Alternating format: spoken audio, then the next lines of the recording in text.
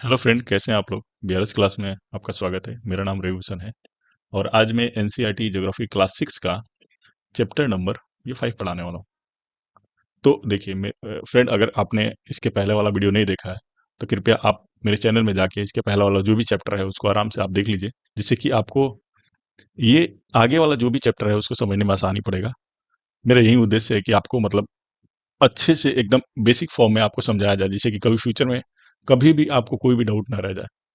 तो मेरा हमेशा प्रयास यही रहता है, हमेशा मैं प्रयास करता हूँ। अब देखिए क्या है ना कि आप लोग मत समझिए क्योंकि मैं बेसिक से एकदम समझाता हूँ तो इसका मतलब ये नहीं है कि मान लीजिए आपको सब कुछ पता हो, लेकिन इसमें वैसे भी स्टूडेंट होंगे ना जो 6 क्लास के होंगे, या वैसे भी स्टूडेंट होंगे जो मान लीजिए कि आपने ज्योग्राफी ना पढ़ा हो, साइंस सब्जेक्ट से लिया हो, ठीक है। तो आपको ये सब चीजें समझना, या कोई अदर सब्जेक्ट से आपने कुछ भी किया हो, तो फिर आपको तो बेसिक से पढ़ना पड़ेगा ना। तो यूपीएससी में चाहे कोई भी कम्पिटेटिव एग्जाम हो या कोई भी एग्जाम हो, तो उसमें तो आपको एकदम पूरा बेसिक से सबने, कोई भी टीचर है वो यही बोलता है कि आप एनसीईआरटी 6 to 12 पूरी तरह से पढ़ लिया। अगर हमें उन लोगों को सबको पता है कि हमने पढ़ा है अपने एकेडमिक में, फिर भी हम बहुत सारी चीजें हैं जो अपर लेवल पर पढ़ाई करते करते क्या होता है ना, अपने बेसिक चीजों को हम भूल जाते हैं। तो इसलिए इन्हीं सब चीजों से को देखते हुए मैंने सोचा कि क्यों ना इसको बेसिक, पूरा इतना बेसिक से समझाया जाए जिससे कि आगे आपको प्रॉब्लम ना हो। तो देखिए अब देखते हैं क्या है। चलिए हम अपने चैप्टर की तरफ चलते हैं। ये देखिए, आज का जो चैप्टर है पृथ्वी के प्रमुख परिमंडल। अब देखिए परिमंडल क्या होता है इसको देखें। देखिए परिमंडल दो शब्दों से मिलकर बना हुआ है। परि मतलब क्या होता है, चारों ओर, ठीक है, चारों ओर। और मंडल मतलब क्या होता है, आवरण। तो हमारे पृथ्वी के चारों ओर का आवरण के बारे में इसमें जानकारी दी गई है। तो चलिए देखते हैं, अपने चैप्टर की तरफ देखते हैं कि क्या है। उसके बाद से धीरे धीरे इसमें सब कुछ जानकारी आपको प्राप्त होगी। तो देखिए क्या होता है, जैसा कि आप पहले अध्याय में पढ़ चुके हैं कि पृथ्वी एकमात्र ऐसा ग्रह है जहां जीवन संभव है, ठीक है। मानव यहाँ जीवित रह सकता है क्योंकि जीवन के लिए आवश्यक तत्व भूमि, जल तथा हवा पृथ्वी पर मौजूद है। सही बात है, पृथ्वी एकमात्र ऐसा ग्रह है जहां पे जीवन संभव है। यहाँ पे जीवन के लिए सब कुछ तो मिलता है। अगर अदर ग्रह पे हम चले जाएं, ग्रह हो, उपग्रह हो, या कोई भी चीज हो, जैसे मंगल ग्रह ही है चाहे शुक्र ग्रह है, तो उसमें क्या ये सब चीजें मिलती है? नहीं मिलता है। वहां का टेम्परेचर एकदम अलग होता है। वहां का सबसे मेन चीज है कि हमें अगर सब कुछ मिल भी जाता है तो क्या वहां का वातावरण, वहां का जो जो वायुमंडल है वो हमें मिल पाएगा? नहीं मिल पाएगा ना। जैसे हम यहाँ से मून पर जाते हैं तो क्या, क्यों हम वो जैकेट पहन के जाते हैं? क्योंकि वहां का जो वायुमंडल हमें उस चीज से एडजस्ट नहीं कर पाएंगे, क्योंकि वहां का जो वायुमंडल है वो अलग होगा। चाहे अदर ग्रह का जो वायुमंडल है अलग है, अभी पूरी तरह से विकसित नहीं हुआ है। पूरी तरह से मानव को एक-एक चीज़ की, अब समझिए कि थोड़ा-सा वायु में, हम इस पृथ्वी पे ही रहते हैं, लेकिन थोड़ा-सा वायु में कोई भी ऐसा वायरस या घर के आस-पास ही मान लीजिए कि, अब छोड़िए सब कुछ, मान लीजिए कोई बीमार व्यक्ति है, वो आपके आस-पास अगर गुज़रता है तो उसके वायरस से, उसके उससे उससे आपको, हमें बीमारी हो जाता है। जैसे वायरल फीवर ही ले लीजिए, ठीक है? तो वायरल फीवर से, अब देखिए इसमें कितनी चीज़ों की ज़रूरत पड़ती है। एक छोटे से चीज़ों से, जिस पर कि पृथ्वी पे हर एक चीज़ संभव है, हर एक चीज़ है, फिर भी हमें हमारी तबीयत खराब हो जाती है। आप समझिए कि मानव कितना सेंसिटिव चीज़ है। मानव का जीवन है या जीव जो भी है, वो कितना सेंसिटिव है। इन सब के रहते हुए भी हमें कई मुश्किलों का सामना करना पड़ता है, कई बीमारियों का सामना करना पड़ता है। इन सिर्फ़ सिर्फ़ इन्हीं वजह से, क्योंकि वायुमंडल में अगर कोई भी चीज़ ऐसी फैल जाती है जिसकी वजह से बहुत, आप समझिए कि बहुत सारे पशु हैं, जो बहुत सारे बीमारियों से फैल जाता है। आप कोरोना ही देख लीजिए, या चिकन का जो भी बीमारी होता है, कुछ भी ऐसी चीज़ होती है, तो इन सब चीज़ों का क्या होता है, फैल जाता है। तो मेरे कहने का यही उद्देश्य है कि हमारे पास सारी सुविधाएं होने के बावजूद, हमारा वायुमंडल इतना स्वच्छ होने के बावजूद भी, एक छोटी सी कोई भी घटना अगर हमारे वायुमंडल में हो जाता है या हमारे इर्द गिर्द हो जाता है, तो उसके वातावरण से, उसके इर्द गिर्द रहने से हमें वो परेशानी हो जाता है, मानव को या कोई भी जीव जंतु को झेलना पड़ता है। तो समझिए कि जब अदर ग्रह पे ये तो सब चीजें मौजूद भी नहीं है, सब कुछ है भी, तो क्या सब कुछ मौजूद, मान लीजिए कि वहां पे धरती हो, भूप्रपट्टी हो, पठार हो, चट्टान हो, पर्वत हो, सब कुछ आ जाए, तो क्या अभी सब कुछ संभव है? अगर सब कुछ आ ही जाता, ठीक है, तो फिर वहां पे जीवन नहीं होता। क्यों मानो आज के डेट में प्रयास कर रहा है, कोई भी साइंटिस्ट जा रहा है अदर ग्रह पे, वो चेक कर रहा है, वो उसको सब कुछ शोध कर रहा है, देख रहा है कि क्या यहाँ पे जीवन संभव है, एक एक पहलू को देख रहा है। तो इन्हीं सब चीजों को देखते हुए हमें पृथ्वी के हर चीजों के बारे में जानकारी लेना जरूरी है। अब देखिए परिमंडल में यही सब चीजें कि हमारी पृथ्वी के चारों ओर का जो आवरण है वो क्या क्या है। अब इसमें एक देखिए, एक और चीज, मेरा प्रयास यही रहेगा, क्योंकि आप 6 क्लास पढ़ रहे हैं, तो इसका मतलब ये नहीं कि मैं इतना, मेरा यही होगा कि इसमें जितना है उससे थोड़ा सा अधिक दिया जाए। फिर आप मान लीजिए कि इस क्लास में ही अगर सब कुछ बता दिया जाएगा, तो फिर 7th क्लास तो आपको बोरिंग लगने लगेगा ना। 7th क्लास फिर आप पढ़ ही नहीं पाएंगे। इसी क्लास में अगर सब कुछ बताना शुरू कर दिया जाए तो भी आपको बोरिंग लगेगा, क्योंकि इसमें वो सब चीज जानकारी हर क्लास के, क्योंकि ये 6 क्लास है, बेसिक फॉर्म से है, तो इसमें हर चीज जानकारी नहीं होगा। तो जितना है उतना ही को हम समझने का प्रयास करेंगे, फिर आगे वाले जब क्लास में जाएंगे तो फिर उसमें जो दिया होगा इससे ज़्यादा तो फिर उसको हम समझेंगे। तो चलिए आज यहाँ पे देखते हैं। मेरा वीडियो हमेशा लंबा ही होता है, ठीक है? तो मेरा प्रयास यही रहेगा कि आपको बेहतर से बेहतर जानकारी दिया जाए। तो चलिए देखिए क्या होता है यहाँ पे। पृथ्वी की सतह, अब पहले यहाँ पे देख लीजिए, मानव यहाँ जीवित रह सकता है क्योंकि जीवन के लिए आवश्यक तत्व भूमि, जल, हवा पृथ्वी पर मौजूद है। समझ गए? तो पृथ्वी की सतह ऐसी है जिसमें पर्यावरण के 3 प्रमुख घटक आपस में मिलते हैं। पृथ्वी की सतह ऐसी है जैसे चारों ओर का जो परिमंडल है इसमें कुछ ऐसे घटक हैं जैसे तथा एक दूसरे को प्रभावित करते हैं। जो भी है एक दूसरे को प्रभावित करते हैं। अब देखिए आगे क्या है। पृथ्वी का एक ठोस भाग जिसे हम भूमंडल कहते हैं। इसको भूमंडल, भूपर्पटी, ठीक है? ये सब कुछ बोला जा सकता है। तो ये सब चीजें इसको भूमंडल भी बोल सकते हैं। भूपर्पटी मतलब पृथ्वी का वो भाग, जो स्थल का जो वो भाग होता है, जो ऊपरी भाग होता है, उसके अंदर का तो हम नहीं जा सकते ना। इसको हम क्रस्ट बोले या भूप्रॉपर्टी बोले या भूमंडल बोले, जिसपे पृथ्वी का जो ठोस भाग इसको माना जाता है, ठीक है? उसी को हम भूमंडल या भूप्रॉपर्टी या कुछ बोल सकते हैं, कहा जाता है। गैस की परतें जो पृथ्वी के चारों ओर घेरती है, गैस की जो परतें हैं जो पृथ्वी को चारों ओर से घेरती है, उसे वायुमंडल कहा जाता है। जैसे अब मान लीजिए ठोस के ऊपर जो भी चीज है, ये वायुमंडल है। ये गैस की परतें हैं जो पृथ्वी को चारों तरफ से ढका हुआ है। बहुत सारी किरणें, बहुत सारे सूर्य का जो किरणें हैं उनको सबको हमको हर तरह से प्रोटेक्शन करता है। ये वायुमंडल ही हमारा है जिसकी वजह से हम प्रोटेक्ट हैं, ठीक है? अगर ये नहीं होता तो कितना मुश्किल होता, जैसे कि अदर ग्रह पे है। तो अब देखिए क्या है जहाँ पे, अब इस वायुमंडल में क्या-क्या है? अब देखिए, इस वायुमंडल में जहाँ ऑक्सीजन है, नाइट्रोजन है, कार्बन डाइऑक्साइड है तथा दूसरे अन्य गैस भी पाए जाते हैं, ठीक है? अब इसमें देखिए इन सब में हमें नाइट्रोजन सबसे ज़्यादा महत्वपूर्ण है हमारे जीवन के लिए। ऑक्सीजन तो है लेकिन नाइट्रोजन सबसे ज़्यादा, इसलिए हमारे वायुमंडल में नाइट्रोजन सबसे ज़्यादा है, ठीक है? अब देखिए, पृथ्वी के बहुत बड़े भाग पर जल पाया जाता है। अब तो एक तरह भूमंडल तो हो गया, वायुमंडल भी हो गया। अब देखिए पृथ्वी पे अब तीसरा जो घटक है, कौन सा घटक है? पृथ्वी के बहुत बड़े भाग पे जल पाया जाता है, ठीक है? जिसे हम जलमंडल कहते हैं। समझ में आ गया? एक तो आ गया आपको भूमंडल, दूसरा आ गया वायुमंडल और तीसरा कौन सा आ गया? जलमंडल आ गया, ठीक है? अब आगे चलते हैं। जलमंडल कहा जाता है, जलमंडल में जल की सभी अवस्थाएं हैं, जैसे बर्फ है, जल है, जलवाष्प है, ये सारे जलमंडल में ही आ जाएंगे। जैसे बहुत ऐसे, जैसे बर्फ जल का ही फॉर्म है ना, एक पानी का ही फॉर्म है, जलवाष्प एक पानी का ही फॉर्म है, ठीक है? फॉर्मेशन है, तो उस जल है, तो ये सारी चीजें जलमंडल में आ जाएंगे। तो आगे चलिए अब देखते हैं क्या होता है। तो देखिए, जीवमंडल एक सीमित क्षेत्र है, ठीक है? जो जीवमंडल है एक सीमित क्षेत्र है जहां स्थल, जल, हवा एवं हवा एक साथ मिलते हैं, जहां सभी प्रकार के जीवन पाए जाते हैं। अब देखिए, ये तो तीनों के अलावा जहां पे सेपरेटली सब कुछ अलग अलग है, जिसको सेपरेटली भूमंडल है तो वहां पे सिर्फ ठोस चीजें पाई जाती है, जिसको एक सेपरेटली फॉर्म में इसको समझाया गया है अलग अलग। वायुमंडल में वायु, जलमंडल में जल। लेकिन जीवमंडल किसको बोलते हैं? जीव, जो जीवों का एक मंडल है, ठीक है? जीवों का मंडल। अब जीव कहाँ कहाँ कहाँ रह सकते हैं? जीव सिर्फ ठोस पदार्थ, मान लिया कि वहां पे ठोस हो, ठीक है? भूमंडल हो, वहां पे ना पानी हो, ठीक है, ना वायु हो, तो क्या रह सकते हैं वहां पे? नहीं रह सकते है ना। मान लीजिए वहां पे वायु ना, वायु ही सिर्फ हो तो भी रहना मुश्किल होगा। मान लो कि वहां पे जीव जलमंडल ही सिर्फ हो तो भी रहना मुश्किल है। तो जीवमंडल कहाँ पे होगा? जहां पे ये तीनों एक ही जगह पे मिलेंगे, ठीक है? तीनों एक ही जगह पे मिलेंगे जहाँ पे स्थल भी हो। जैसे हम अपने इर्द गिर्द देखते हैं ना, स्थल भी रहने के लिए है, पानी भी हम हमारे सुविधाओं के लिए पानी हमें मिल जाता है, और जीवन जीने के लिए जो हवा, स्वच्छ हवा है वो हमें मिल जाता है। अब देखिए बहुत सारे, हम हमारा जीवन वहां नहीं जा सकता ना जहाँ पे हवा का जो दूषित हवा है वहां पे हम नहीं रह सकते हैं, ठीक है? तो वैसे जगहों पे हम नहीं जा सकते हैं।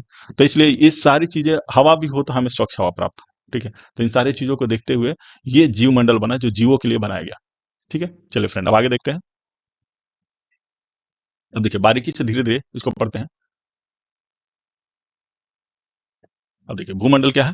अब भूमंडल के बारे में, पृथ्वी के ठोस भाग को भूमंडल या भूप्रपट्टी बोलते हैं, कहा जाता है। यह भूप्रपट्टी जैसे, ठीक है, भूप्रपट्टी की चट्टानों तथा मिट्टी की पतली परतों का बना हुआ था, ठीक है? उसके अंदरूनी, अब जो ये पृथ्वी है, ठीक है, ये चट्टान और मिट्टी की पतली परतों से बना हुआ है, ठीक है? इसके ऊपर वाला भाग को ही हम भूमंडल कहेंगे, जिसपे कि हमारा जीवन होता है।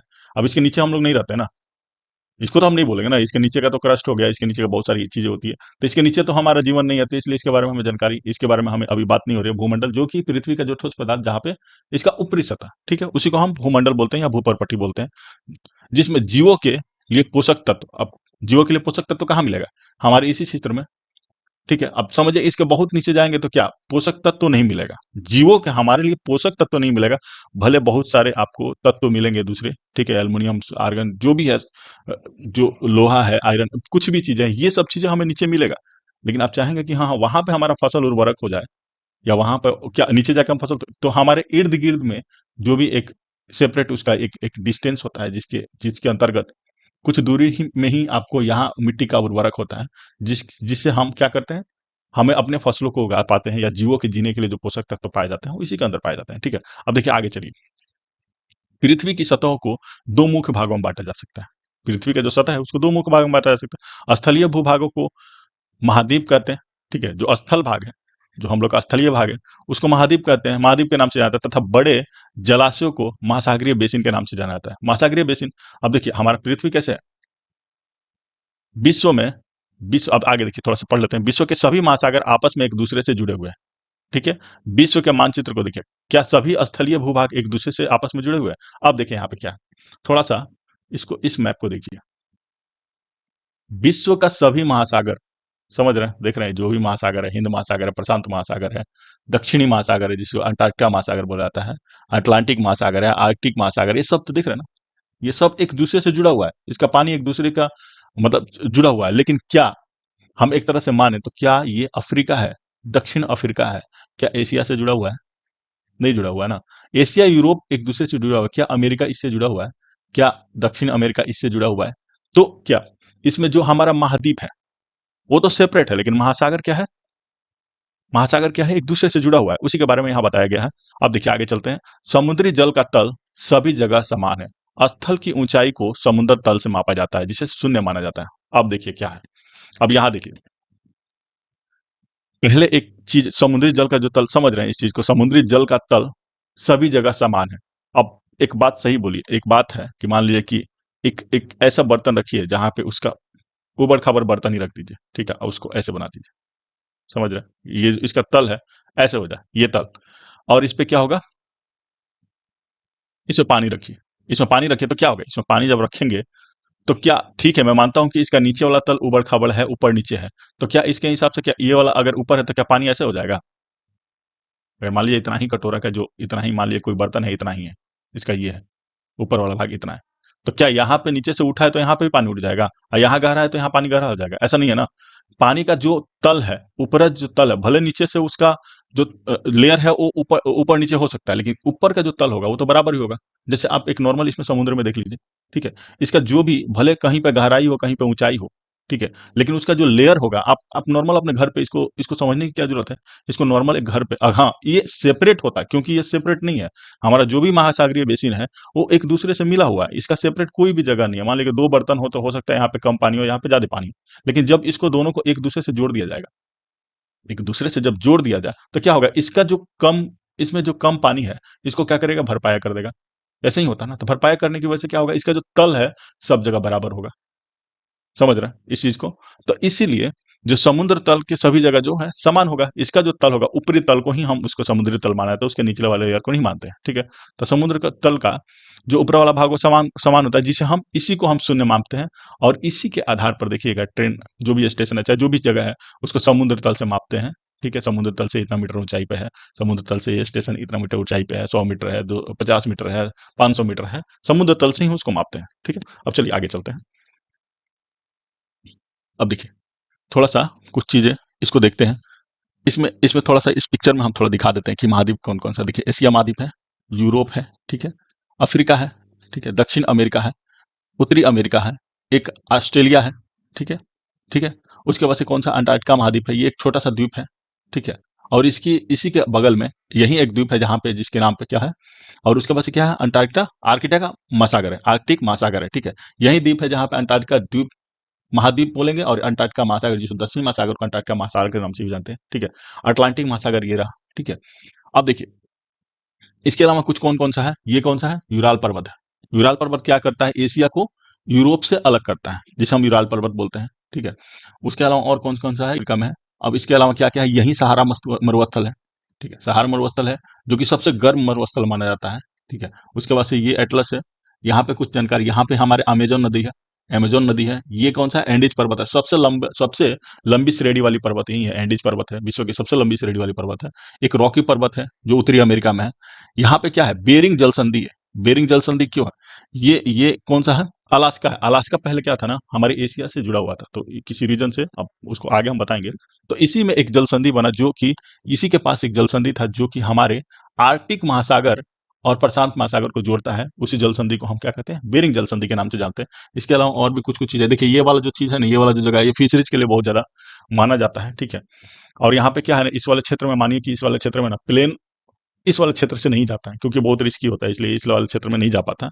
और देखिए, और इसमें कुछ कुछ इंपॉर्टेंट है, यह हमारा ये है ऑस्ट्रेलिया है, ठीक है।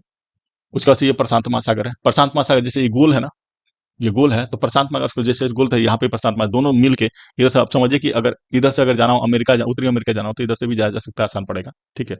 इधर से हम पार कर सकते हैं। तो ये प्रशांत महासागर कहा जाता है, प्रशांत महासागर का जो आकृति है गोलाकार तरह से होता है। और इसी में क्या है, हमारा मेरियाना गर्त है। मेरियाना गर्त कहाँ पे है, यहाँ पे, जो विश्व का सबसे गहरा गर्त माना जाता है, जो प्रशांत महासागर में है, मेरियाना गर्त है। 11 कितना है, लगभग 11 किलोमीटर गहराई है।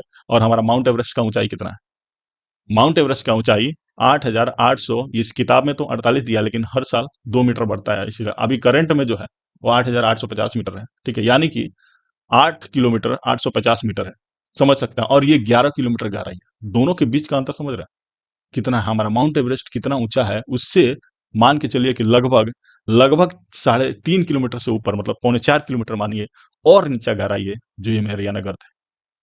समझ सकते हैं कि कितना गहराई है। अगर इसको आप मतलब कि यूट्यूब वूट्यूब पे देखिएगा ना, तो एकदम मतलब बहुत बहुत ज्यादा गहराई है इसकी, ठीक है। अब चलिए आगे देखते हैं।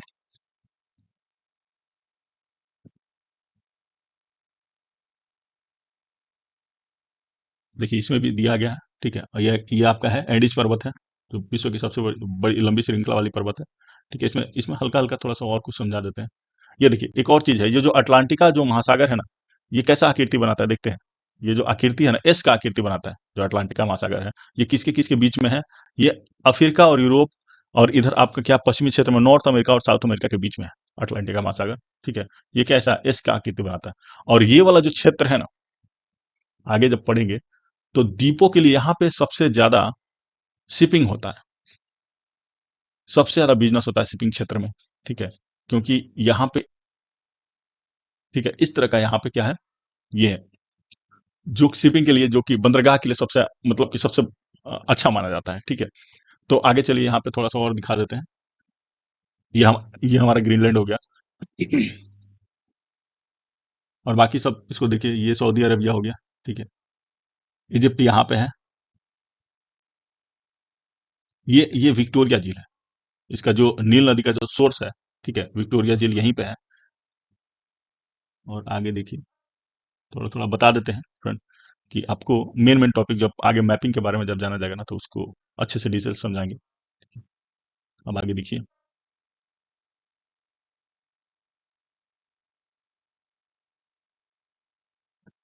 यहाँ पे क्या है, ऑस्ट्रेलिया का डेजर्ट ऑफ ऑस्ट्रेलिया है, ठीक है। यहाँ पे क्या है, डेजर्ट ऑफ ऑस्ट्रेलिया है। उसके बाद से आगे चलिए, देखिए ये बेरिंग वाला है ना, बेरिंग जल संधि, बेरिंग, ठीक है, यहाँ पे है। थोड़ा थोड़ा ये इसलिए मैं बता रहा हूँ, क्योंकि ये सारी चीजें किताब में आपको देखने को मिलेगा अभी आगे, तो इसलिए मैं थोड़ा सा लोकेशन बता देता हूँ, जैसे कि आपको पढ़ाने के बाद से आपको समझने में आसान होगा, ठीक है। और ये चीज यहाँ पे है ना, ये वाला जो जगह है मेरियाना ट्रेंच, यहीं पे मेरियाना गर्त, ठीक है। तो चलिए आप आगे देखते हैं क्या है।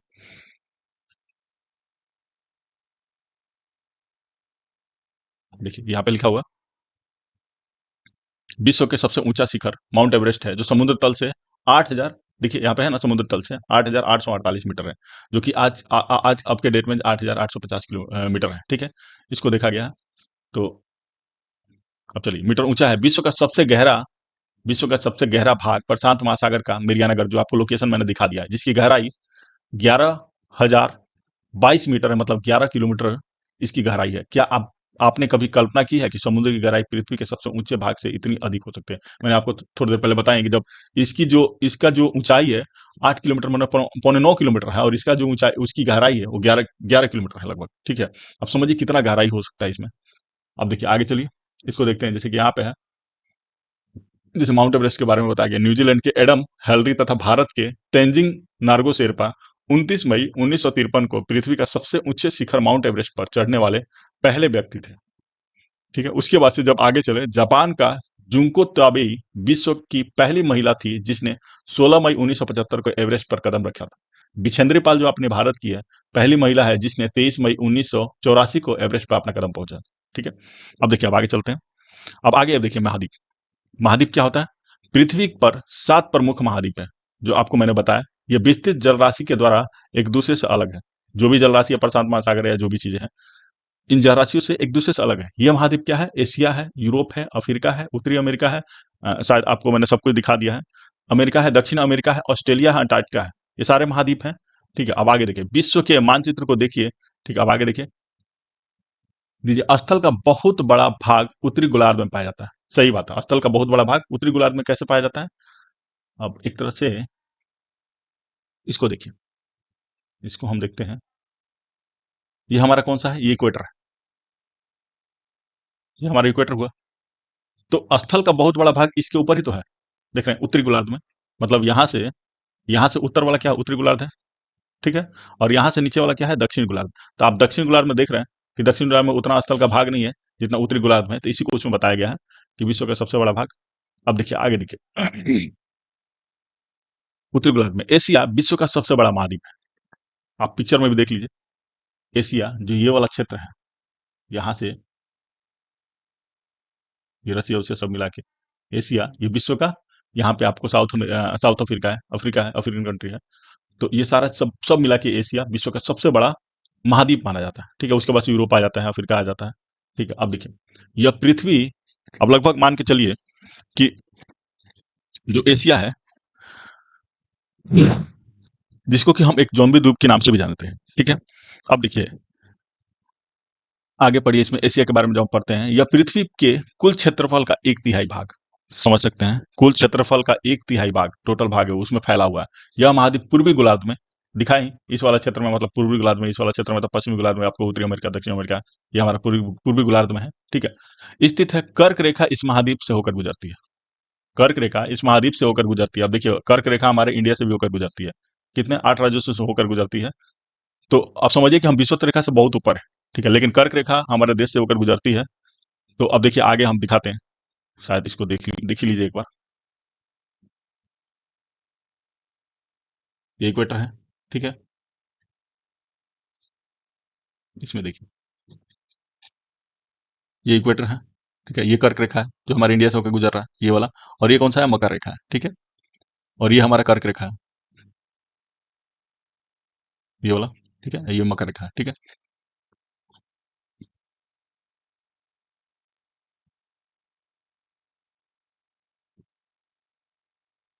कर्क रेखा इस महाद्वीप से होकर गुजरती है। एशिया के पश्चिम में यूराल पर्वत है, जो आपको मैंने बताया था कि एशिया के जो पश्चिम में जो यूराल पर्वत है, जो किसको अलग करता है? यूरोप। जो एशिया के पश्चिम में यूराल पर्वत है, जो यूरोप से अलग करता है। जैसे कि अब देखिए, यूराल पर्वत कहाँ था? जो आपको मैंने यहाँ पे एक लोकेशन दिखाया था कि यूराल पर्वत किधर है। ये वाला जो क्षेत्र था, ये वाला ही यूराल पर्वत है ना। ठीक है, इसको यूराल पर्वत बोलते हैं। अब ये क्या करता है? यूरोप और एशिया को अलग करने वाला, यूरोप और एशिया मिला के क्या बनता है? यूरेशिया। ठीक है, और इसी को अलग करने वाला यूराल पर्वत है। ठीक है, अब आगे चलते हैं। यूराल पर्वत है। यूरोप एवं एशिया संयुक्त भूभाग को यूरेशिया बोलते हैं। ठीक है, अब आगे देखिए, यूरोप के बारे में देखिए। यूरोप एशिया से बहुत छोटा है। यह एशिया से छोटा है। यह महाद्वीप एशिया के पश्चिम में स्थित है। अब एशिया, जो एशिया वाला ये वाला क्षेत्र है, अब इसी के पश्चिम में तो ये यूरोप था ना। ठीक है, एशिया के पश्चिम में स्थित है। आर्कटिक वृत्त इसी इससे होकर गुजरती है। जो आर्कटिक वृत्त है, इससे होकर गुजरती है। अब देखिए, कहाँ पे आर्कटिक वृत्त है? यहाँ पे आर्कटिक सर्कल लिखा हुआ है ना, ये वाला आर्कटिक सर्कल किससे होकर गुजर रही है? यूरोप से होकर गुजर रही है ना। तो यही आर्कटिक वृत्त इसी से होकर गुजरती है। अब चलिए आगे चलिए, देखते हैं। इससे होकर गुजरती है। यह तीन तरफ से जल से घिरा हुआ है। सही बात है, ये तीन तरफ से जल से कैसे घिरा हुआ है? तीनों तरफ से, यहाँ पे भी है, ये वाला है, इधर है आर्कटिक महासागर है, ये क्या है? अटलांटिक महासागर है। ठीक है, ये तीनों तरफ से जल से घिरा हुआ है। अब चलिए, जल से घिरा हुआ है। अब देखिए, आगे चलते हैं। अब यूरोप के बारे में जानकारी हो गया, अब अफ्रीका के बारे में देखते हैं। ठीक है, जल्दी जल्दी पढ़ा रहे हैं दोस्त, क्योंकि बहुत टाइम लग रहा है इसमें। अब देखिए, अफ्रीका, एशिया के बाद विश्व का दूसरा जो अफ्रीका है, देख उसको दिखाएंगे थोड़ा सा कि कितना बड़ा है। उसके बाद से एशिया के बाद से विश्व का दूसरा सबसे बड़ा महाद्वीप है, जो विषुवत या 0 डिग्री अक्षांश इस महाद्वीप से के लगभग मध्य भाग से होकर गुजरती है। ठीक है, अब देखिए यहाँ पे, ये देख रहे हैं, ये पूरा क्षेत्र है, अफ्रीका है ना। ठीक है, और इसी से क्या होता है, इसका मध्य भाग से इक्वेटर गुजरता है। ठीक है, इक्वेटर यहाँ पे लिखा भी होगा, चलिए इसमें देख लेते हैं। ये वाला भाग इक्वेटर है, इसी के मध्य भाग से गुजरता है। ठीक है, अब देखिए, मध्य भाग से होकर गुजरता है। अफ्रीका का बहुत बड़ा भाग उत्तरी गोलार्ध में है। सही बात है, इक्वेटर से ऊपर इसका ज्यादा भाग इक्वेटर से ऊपर है, नीचे गोलार्ध में कम है। ठीक है, जिससे होकर, अब देखिए यही एक ऐसा महाद्वीप है जिससे होकर कर्क, विषुवत तथा मकर तीनों रेखाएं गुजरती है। देखिए यहाँ पे विषुवत ये रहा, विषुवत ये रहा, विषुवत ये रहा, ये कौन सा है, कर्क रेखा, ये वाला। और ये कौन सा है नीचे जो दक्षिणी अफ्रीका में है, ये है मकर रेखा। ठीक है, ये तीनों ही इस महाद्वीप से होकर गुजरती है। ठीक है, अब आगे चलते हैं।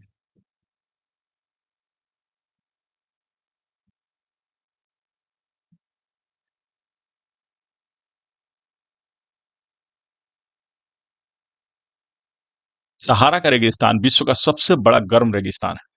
इसका इसका गर्म होने का रीजन ये भी है क्योंकि जो इसका ऊपर वाला क्षेत्र है, ठीक है, ये वाला पोर्शन है, यही सहारा का रेगिस्तान यहाँ पे है। फिर से दिखा देते हैं, मैपिंग जानना बहुत ज्यादा जरूरी है, तो इसलिए आप लोग थोड़ा सा एटलस को देखते रहिएगा। ठीक है, यही है सहारा डिजर्ट। ठीक है, ये विश्व का सबसे गर्म रेगिस्तान माना जाता है। इसका रीजन ये भी है क्योंकि इससे मकर है, ठीक है, और कर्क के बीच में, कर्क रेखा इससे डायरेक्ट गुजर रही है, फिर मकर भी है इसके पास में। तो अब देखिए आगे देखिए, यह महाद्वीप चारों तरफ से समुद्रों, चारों तरफ से इसका चारों तरफ समुद्र है। ठीक है, एक तरफ अटलांटिक है। ठीक है, चारों तरफ से समुद्रों से, समुद्र एवं महासागरों से घिरा हुआ है। ठीक है, विश्व के मानचित्र को देखिए, आप देखेंगे कि विश्व का सबसे लंबा नदी जो नील नदी था, जो मैंने आपको दिखाया, नील नदी अफ्रीका से ही होकर गुजरती है, अफ्रीका का मानचित्र। ठीक है, अब देखिए कर्क रेखा, मकर रेखा तथा विषुवत इसके किन किन भागों से होकर गुजरती है, उसको मैंने दिखा दिया। ठीक है, अब देखिए, अब चलते हैं उत्तर उत्तर उत्तरी अमेरिका के बारे में। उत्तर अमेरिका, उत्तर अमेरिका कहाँ पे है, जो ये वाला पोर्शन है, ये दक्षिण अमेरिका है, फिर अटलांटिक ओशियन है, फिर इसके बाद से ये है आपका दक्षिण अफ्रीका है, फिर ये इसका। ठीक है, तो उत्तर अमेरिका क्या है, विश्व का तीसरा सबसे बड़ा महाद्वीप है। अफ्रीका के बाद से एशिया के बाद से अफ्रीका, अफ्रीका के बाद से क्या है, उत्तरी अमेरिका है। विश्व का सबसे तीसरा सबसे बड़ा महाद्वीप है। यह दक्षिण अमेरिका से एक सक्रिय स्थल से जुड़ा है जिसे पनामा जल संधि बोलते हैं। देखिए,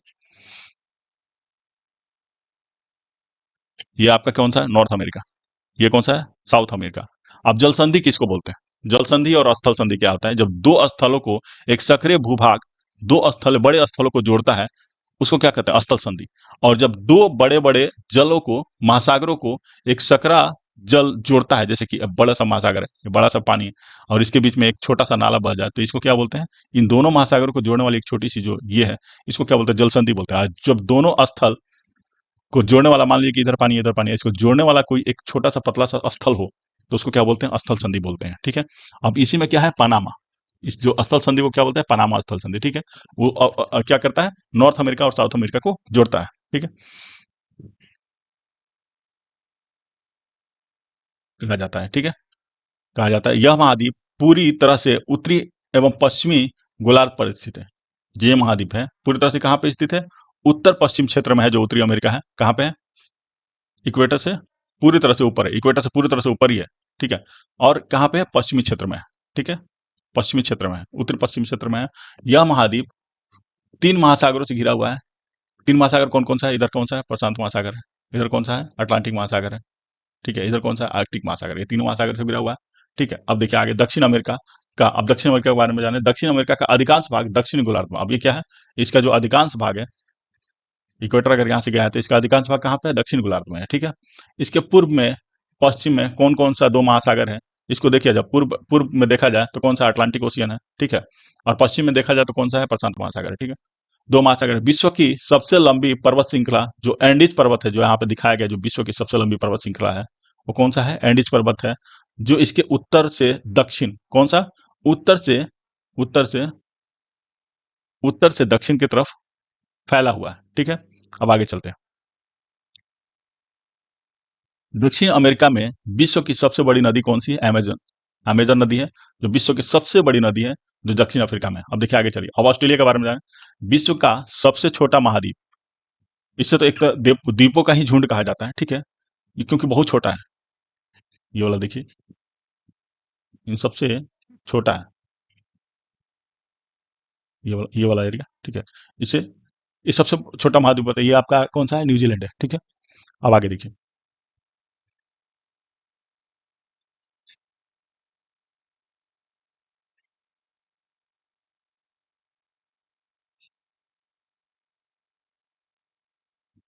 ऑस्ट्रेलिया। ऑस्ट्रेलिया विश्व का सबसे छोटा महाद्वीप है, जो पूरी तरह से दक्षिणी गोलार्ध, क्योंकि पूरी तरह से दक्षिण गोलार्ध में, इक्वेटर से एकदम बिल्कुल नीचे इस वाले क्षेत्र में है, पूरी तरह से दक्षिण गोलार्ध में स्थित है। यह चारों तरफ से महासागरों से, देख ही रहे हैं, चारों तरफ से महासागरों से घिरा हुआ है, ठीक है। इसे द्वीपीय महाद्वीप कहा जाता है। सही बात है, ये द्वीपों से बना हुआ महाद्वीप है, ठीक है, इसलिए इसको द्वीपीय महाद्वीप कहा जाता है। आप देखिए आगे से, अंटार्कटिका महाद्वीप, ये एक बहुत बड़ा महाद्वीप है, ठीक है। अंटार्कटिका एक बहुत बड़ा महाद्वीप है जो दक्षिणी गोलार्ध में स्थित है। दक्षिणी ध्रुव इस महाद्वीप के मध्य में स्थित है। अब देखिए, दिखाते हैं थोड़ा सा, दिख रहा है? जो अंटार्कटिका, ये महाद्वीप है, दक्षिण गोलार्ध में स्थित है।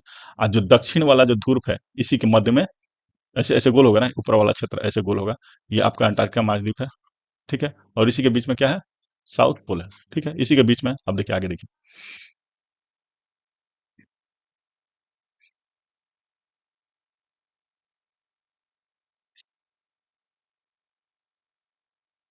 दक्षिणी गोलार्ध इसी में स्थित है। दक्षिण ध्रुव इस महाद्वीप के मध्य में स्थित है। चूंकि यह दक्षिण ध्रुव क्षेत्र में स्थित है, इसलिए इसमें हमेशा मोटी बर्फ की परतें ढकी रहती है। आपको इसके पिछला अध्याय में आप जाएंगे तो पढ़ेंगे कि ऊपर वाला जो भी नॉर्थ पोल है और साउथ पोल है, उसे हमेशा बर्फबारी से, क्योंकि वहां पर सूर्य का प्रकाश बहुत कम पड़ता है, तो इसलिए ये वाले क्षेत्र में हमेशा बर्फबारी मोटी परतें से ढका रहता है, जिसके कारण यहाँ पे जीवन संभव नहीं है, ठीक है, हमेशा मोटी परतें से ढका रहता है।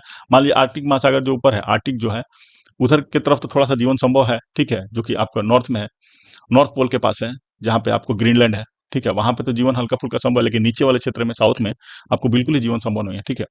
यहाँ किसी भी प्रकार की स्थायी मानव नहीं है। बहुत से देशों ने, अब यहाँ पे क्या है, जब नहीं है तो बहुत से देशों ने क्या किया, यहाँ पे शोध केंद्र यहाँ स्थित किया है।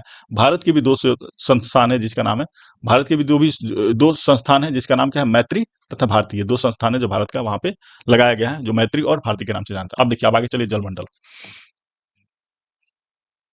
हमारा स्थल मंडल हो गया, अब चलिए जलमंडल के बारे में देखें।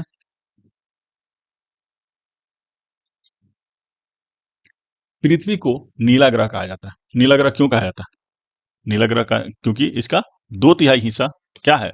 पूरा पानी से ढका हुआ है, ठीक है, इसीलिए ये नीला, ढका होने की वजह से ये नीला दिखाई देता है, इसीलिए इसको नीला ग्रह कहा जाता है। पृथ्वी का 71% भाग जो है, तथा 29% भाग, 71% भाग क्या है? जल है, और 29% भाग क्या है? स्थल है। अब समझिए, पूरे पृथ्वी पर अब देखिए कितना, और ऊपर से आज के डेट में ग्लोबल वार्मिंग इतना है, जिसकी वजह से आपका ग्लेशियर हो रहा है, ग्लेशियर हो रहा है, तो अब देखिए जैसे जैसे अब क्या होगा, जल स्तर हमेशा एक ऐसा टाइम आएगा कि जल स्तर इतना बढ़ जाएगा। आज के टाइम में देखिए छोटा छोटा जितना भी द्वीप है ना, वो डूब गया है, क्योंकि जल स्तर बढ़ने, क्योंकि इतना ऑलरेडी है, पृथ्वी का स्थल का मात्रा इतना है, और जल स्तर धीरे धीरे इतना बढ़ते जा रहा है, जिसकी वजह से जो भी छोटा छोटा द्वीप है वो डूबते जा रहा है। वैसे ही एक ऐसा समय आएगा जैसे कि हमारे हमारे तरफ भी इसका प्रकोप पड़ेगा। तो इसीलिए इसका क्या कारण है? ग्लोबल वार्मिंग का यही कारण है कि प्रदूषण प्रदूषण इतना ज़्यादा फैल रहा है ना, जिसकी वजह से ये सब चीज़ें हो रही है। और इसको हमारे मानव, सबसे ज़्यादा फैलाने वाले तो हम ही लोग हैं। जानवर तो इस चीज़ में सबसे ज़्यादा कम योग, जानवर क्या करता है? मानव ही का ही सारा योगदान है, ठीक है। तब इसको अगर नहीं समझेंगे तो हमारे आने वाले पीढ़ी कई सालों के बाद से बहुत ज़्यादा प्रॉब्लम को झेलना पड़ेगा, ठीक है। अब देखिए ऊपर से सुनामी, बहुत सारी चीज़ें हो तो ऐसे ही होते रहती समुद्री, जिसकी वजह से ये जितने भी छोटे छोटे भाग है, चाहे अपना कोस्टल एरिया देखिए कितना ग्रसित होता है इन सब चीज़ों से, जो समुद्री जो ये है, कहर है, उससे ज़्यादा ग्रसित होता है। तो अब चलिए आगे देखते हैं। जलमंडल में जल के सभी रूप उपस्थित होते हैं। जलमंडल में जल के सभी रूप उपस्थित है। इसमें महासागर भी है, इसमें नदियां है, झील है, हिमनद है, भूमिगत जल है, तथा वायुमंडल के जलवाष्प सभी सम्मिलित है। जलमंडल में सारी चीज है, क्योंकि वो जल का ही भाग है, तो उसको जलमंडल में ही तो बोलेंगे। अब देखिए, अब वो जलवाष्प है, इसका मतलब ये आकाश में है, तो इसका मतलब ये नहीं कि नीचे नहीं आएगा। जब आपको जब क्लाइमेट पढ़ाया जाएगा ना, रेन का सिस्टम जब पढ़ाया जाए, तो उसमें आपको बिल्कुल समझ में आ जाएगा कि हाँ, ये जलवाष्प होगा तो कभी ना कभी ये बारिश होगा, तो यही तो आएगा नीचे, ठीक है। तो पृथ्वी पर पाए जाने वाले जल का 97% से अधिक भाग, जो आप देखिए, अब आगे देखिए, जितने भी जल पाए जाते हैं, इसका 97% भाग महासागर में पाया जाता है। आप समझिए, मात्र 3% ही भाग है जो जल है, जो हमारे पीने लायक है। अब समझिए इस 3% में मनुष्य क्या-क्या करता है, कितना पानी का बर्बादी हम करते हैं। ये अब देखिए, ये 3% आगे आने वाला टाइम में एक ऐसा टाइम आ जाएगा तो पेट्रोल से ज़्यादा महँगा आपको पानी पीना पड़ जाएगा, ठीक है? और ऐसा माना जाता है कि विश्व में एक रसिया ही ऐसा कंट्री है जिसका इसका ऊपरी वाला क्षेत्र है, यहीं पे एक पानी रह जाएगा, जहाँ पे बाकी सब कंट्री में पानी का चीज़ खत्म हो जाएगा। तो ये बहुत महँगा हो जाएगा, तो इसलिए हमें पानी का बचाव करना चाहिए, ठीक है? अब देखिए आगे चलते हैं। जो कि जो खारे पानी मानव के उपयोग में नहीं है, वैसे बहुत सारा इसका ये वैज्ञानिक इसका शोध कर रहे हैं कि जिससे कि आप खारे पानी को जैसे शीतल पानी बनाया जा सके। अब चलिए आगे देखते हैं। मानव का उपयोग में नहीं आ सकता है, ठीक है? शेष जल का बहुत बड़ा भाग बर्फ की परतों एवं हिमनदों तथा भूमिगत जलों से कुछ कुछ जो है वो बाकी जो मान लीजिए जो जो भी है भूमिगत जल के रूप में पाया जाता है। जल का बहुत कम भाग अलवण है, ठीक है? जो शेष भाग है वो तो ऑलरेडी बर्फों से ढका हुआ है, हिमनद से ढका हुआ है, ये सब चीजों से ढका हुआ है। लेकिन बहुत जल का बहुत कम मात्रा है जो अलवण है, जिसको हमारे पीने लायक है, जो मनुष्य के इस्तेमाल में आता है। यही कारण है कि नीले ग्रह में रहने के बावजूद भी हम पानी को कमी महसूस करते हैं। अब हमारे उत्तरी भाग में तो मान लीजिए कि इधर ठीक है, मानते हैं हमारे इंडिया का उत्तरी क्षेत्र में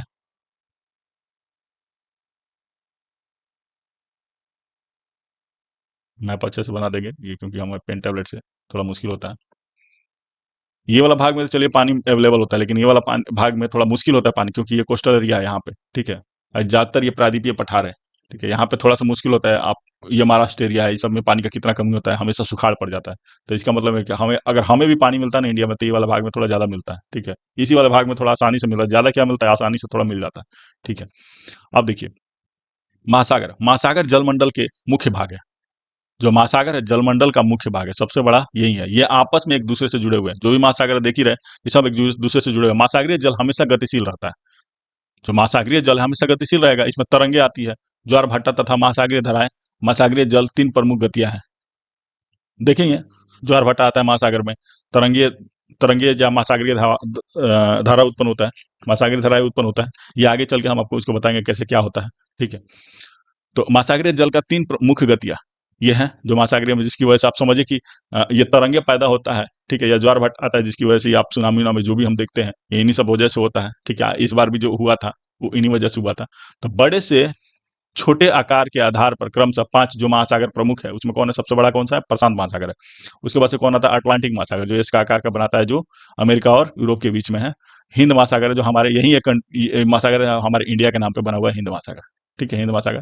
फिर उसके बाद से कौन सा है? दक्षिण महासागर, जिसको हम क्या बोलते हैं? अंटार्कटिका महासागर, ठीक है? उसके बाद से क्या होता है? तरह आर्कटिक महासागर, जो ऊपर नॉर्थ पोल पे है, ठीक है? आर्कटिक महासागर है। अब चलिए नीचे चलते हैं। प्रशांत महासागर। अब देखिए, प्रशांत महासागर सबसे बड़ा महासागर है। जो प्रशांत महासागर सबसे बड़ा महासागर है, जो हमारे पूर्व और पश्चिम में देखिएगा वो गोलाकार दोनों एक दूसरे से जुड़ा हुआ है। प्रशांत महासागर सबसे बड़ा महासागर है। यह पृथ्वी का एक तिहाई भाग में फैला है। पृथ्वी का एक तिहाई भाग में सिर्फ प्रशांत महासागर फैला हुआ है। पृथ्वी का सबसे गहरा भाग मेरियानागर, जो आपको मैंने दिखा दिया, प्रशांत महासागर में ही स्थित है। प्रशांत महासागर लगभग वृत्ताकार है, ठीक है? ये जो इसका पिछला वाला भाग है, मान लीजिए ये जो वर्ल्ड मैप है, तो यहाँ पे देखिएगा प्रशांत महासागर और यहाँ पे देखिएगा प्रशांत। जब ये दूसरा इसका जो पिछला वाला भाग है यही प्रशांत महासागर है, ठीक है? ये दूसरे एक दोनों तरफ से जो इसको बॉल को जोड़ दिया जाए तो एक दोनों तरफ से ये दिखेगा, ठीक है? अब देखिए, एशिया, ऑस्ट्रेलिया, उत्तर एवं दक्षिण अमेरिका इसके चारों ओर स्थित है। जो एशिया है, ठीक है? ऑस्ट्रेलिया ऑस्ट्रेलिया एशिया कहाँ पे है? जो एशिया महाद्वीप है हमारे, ये वाला क्षेत्र है, ठीक है? उसके बाद से ऑस्ट्रेलिया यहाँ पे मान लीजिए, ठीक है? उसके बाद से कौन सा है? दक्षिण अमेरिका। दक्षिण अमेरिका जो यहाँ पे था अफ्रीका के पास, इस साइड में था दक्षिण अमेरिका। और कौन सा था? उत्तरी अमेरिका भी है, ठीक है? ये कौन सा है? ऊपर वाला। ये सब इससे प्रशांत महासागर से घिरे हुए हैं। आप देखिए, अटलांटिक महासागर विश्व का दूसरा सबसे बड़ा महासागर है, ठीक है? अटलांटिक महासागर, जब इनके बीच में यूरोप और अफ्रीका के बीच में जो ये वाला महासागर, ये अटलांटिक महासागर है, जो अंग्रेजी भाषा में एस का, जो आपको दिखा दिया इसमें, एस का आकार बनाता है। इसके पश्चिमी किनारे पर उत्तर एवं दक्षिणी अमेरिका है। जो इसका पश्चिमी वाला क्षेत्र है,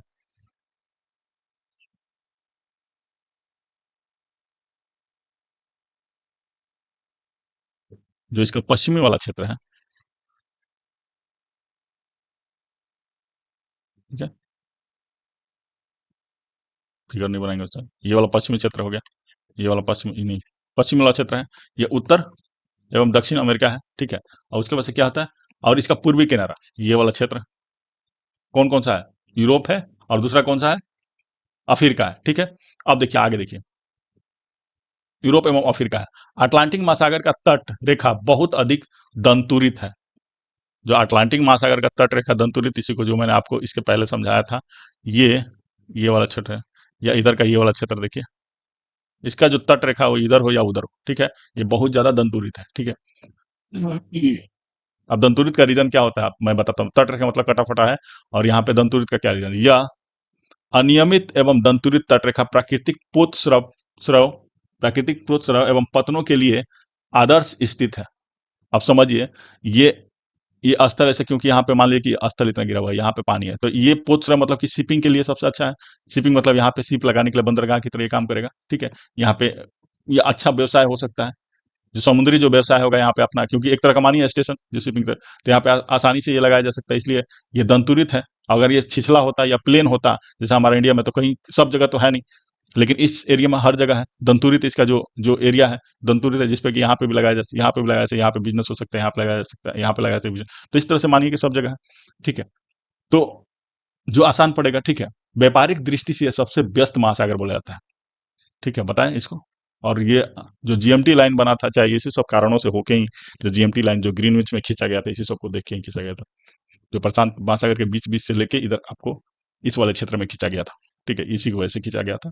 तो इसलिए व्यापारिक दृष्टि से, क्योंकि यहाँ पे आपको पुत्र और सब चीजों के लिए सबसे अच्छा जगह है, ठीक है। अब देखिए, हिंद महासागर ही एक ऐसा महासागर है जिसका नाम किसी देश के नाम पे यानी भारत के नाम पे रखा गया। यह महासागर लगभग त्रिभुजाकार है। त्रिभुजाकार कैसे है? इधर कौन सा है? अफ्रीका है। आगे देखिए, पहले इसको देखिए, आपको फिगर में ही दिखा देते हैं इधर से।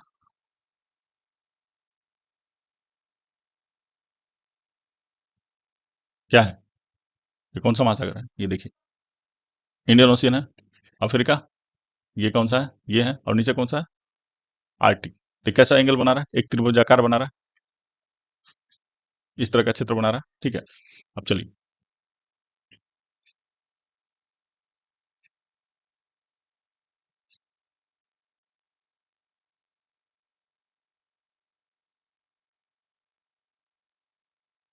त्रिभुजाकार है। इसके उत्तर में एशिया, ठीक है, आपको दिखाए, इसके उत्तर में है एशिया है, पश्चिम में अफ्रीका है, और तथा पूर्व में ऑस्ट्रेलिया स्थित है, ठीक है।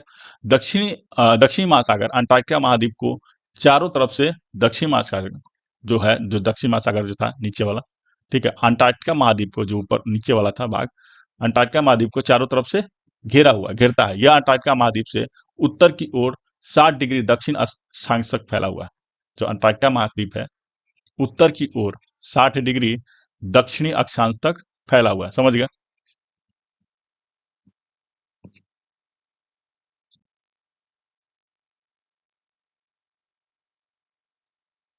ठीक है।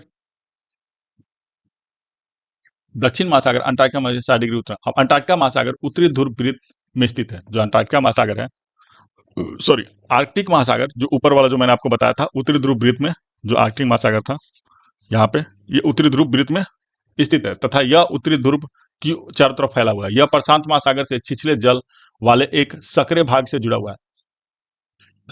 सॉरी, प्रशांत महासागर कौन सा है? यहाँ पे छिछले जल सक्रिय भाग से जुड़ा हुआ है। ये जो अंटार्कटिका महासागर, ये प्रशांत महासागर है, इससे जुड़ा हुआ है, जो कि जुड़ा है जिसे बेरिंग जल संधि, जो कि बेरिंग आपको फिगर दिखाए भी थे, बेरिंग जल संधि के नाम से जाना जाता है। यह उत्तरी अमेरिका के उत्तरी तटों तथा यूरेशिया से घिरा हुआ है। यह उत्तरी अमेरिका के उत्तर वाला जो तट है, और यूरेशिया से मतलब यूरोप और एशिया से घिरा हुआ है, ठीक है। मतलब ये वाला पोर्शन जो इधर अलास्का था ना, और इधर ये वाला पोर्शन, इधर का उत्तरी अमेरिका मान लीजिए, और इधर क्या है? रसिया है। ये वाला क्षेत्र है, ठीक है, यूरोप और एशिया से घिरा हुआ है, ठीक है। अब देखिए, आगे देखिए, थोड़ा वीडियो लंबा हो गया फ्रेंड। मेरा प्रयास इसमें है कि बहुत अच्छे से इसको समझा दिया जाए। वीडियो तो लंबा हो गया, चलिए कोई बात नहीं। देखिए, अब देखिए, वायुमंडल को हम थोड़ा देखें। अब थोड़ा मैं जल्दी जल्दी पढ़ूंगा, क्योंकि इसका जो भी मेन, आगे हम अगले अध्याय में इसको पढ़ लेंगे, ठीक है। अब देखिए, आगे देखिए, वायुमंडल हमारी पृथ्वी के चारों ओर गैस की एक परतों से घिरा हुआ है। जो पृथ्वी है, इसके ऊपर वाला भाग जो चारों ओर गैस की एक परतों से घिरी है, जिसे हम वायुमंडल कहते हैं, ठीक है। वायु की यह पतली परतें, यह इस ग्रह का महत्वपूर्ण एवं अटूट भाग है। ये जो पतली परत है, इस ग्रह के लिए सबसे सबसे उपयोगी है। यह हमें ऐसी वायु प्रदान करती है जिससे कि हम लोग सांस ले सकते हैं। सही बात है। यह वायुमंडल हम लोग को सूर्य की कुछ हानिकारक किरणें, जो पारिवारिक रे है, उससे हमें बचाता है। सूर्य की किरणें है, इसका एक ऐसे चादर की तरह ढका हुआ है, तो जो भी रे है उसको आने से ये रोकता है। ठीक है। वायुमंडल 1600 किलोमीटर की ऊंचाई तक फैला हुआ है। जो हमारा वायुमंडल है वो 1600 किलोमीटर की ऊंचाई तक फैला हुआ है। ठीक है। वायुमंडल को उसके घटकों, तापमान एवं अन्य आधारों पर 5 परतों में बांटते हैं। ठीक है। इन परतों को पृथ्वी के सतह से शुरू करते हुए क्षोभ मंडल, समताप मंडल, मध्य मंडल, आयन मंडल, बहिर्मंडल कहा जाता है। ठीक है। अब देखिए थोड़ा सा इसको भी हल्का सा समझा देते हैं।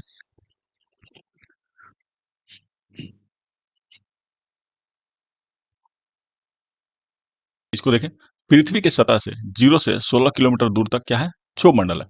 और यहां से 50 किलोमीटर तक क्या है? समताप मंडल है। और समताप मंडल से 80 किलोमीटर तक क्या है? मध्य मंडल है। ठीक है। और मध्य मंडल से 690 किलोमीटर तक क्या है? बहिर्मंडल, आयन मंडल है, सॉरी, आयन मंडल है। ठीक है। उसके बाद से क्या है? 690 से जो ऊपर वाला है वो बहिर्मंडल है।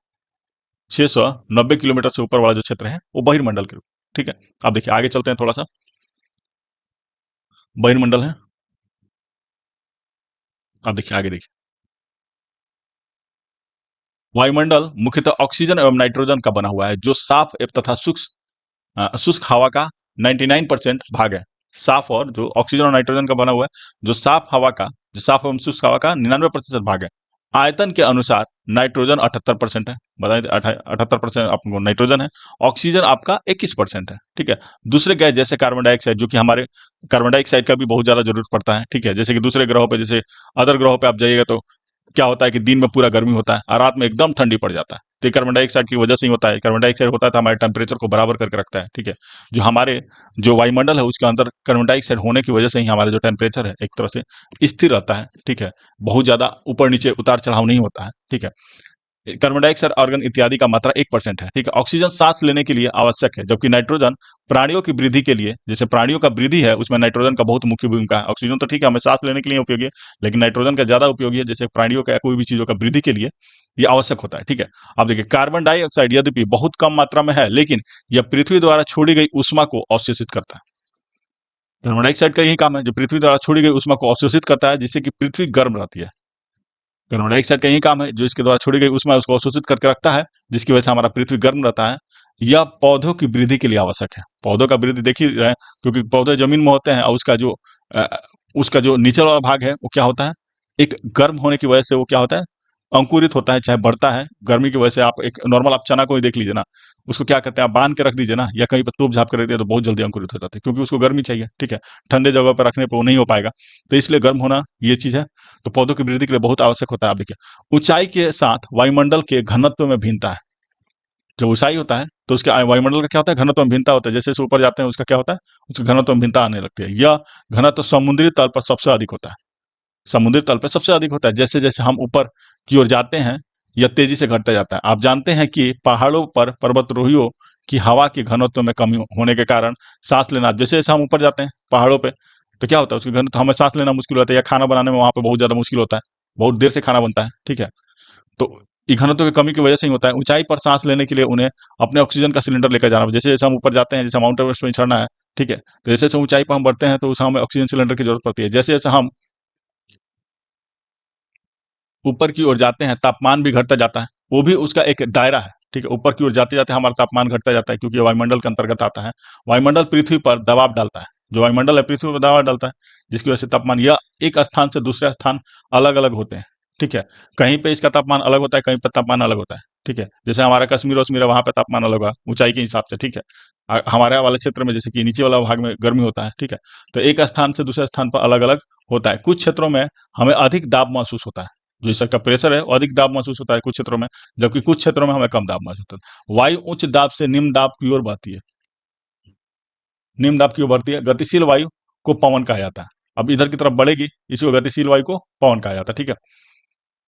अब देखिए, जलमंडल क्या है? जीवमंडल। जीवमंडल स्थल जल हवा के बीच का एक सीमित भाग है। ठीक है। आपने हमें पहले ही पढ़ा दिया। ठीक है। यह वह भाग है जहाँ पे जीवन मौजूद है।